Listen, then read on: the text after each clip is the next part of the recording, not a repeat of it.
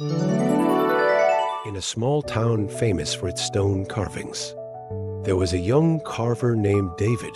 His work has been hailed as miraculous. But recently he has hit a wall.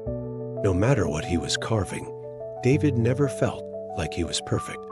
David stood in front of a huge stone, his hands trembling, and he kept thinking in his mind, I want to create an unprecedented masterpiece. However, the more David pursued perfection, the more the carving knife in his hand seemed to be lost. The soul has stiff lines, rough details, and even a few broken stones. David said frustratedly, maybe I'm not worthy of being a carver at all. One day, Leo, a respected old carver in the town, came to his studio. Leo stared at the unfinished statue and said with a smile, David, this stone is as anxious as you are. David asked doubtfully, what do you mean? Leo sat down and said gently, when I was young, I was like you. I wanted to surpass myself and create perfection every time I carved. But every time I failed. I regarded the stone as my enemy and blamed it for its stubbornness.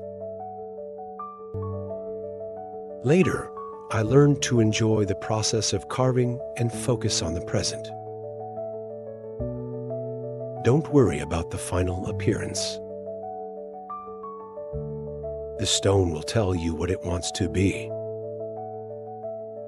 David lowered his head and pondered.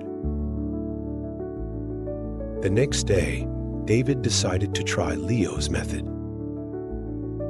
David was no longer in a hurry to finish, but focused on feeling every friction between the blade and the stone, every piece of debris falling off. David focused on the present moment and suddenly found that the texture in the stone seemed to guide his hand. A few days later, a beautiful masterpiece was completed. It was not a perfect work, but it was full of vitality. People looked at this work with admiration in their eyes. David finally understood that real art is not about pursuing results, but about enjoying the process. Since then, David's works are no longer just beautiful, but also known as soulful.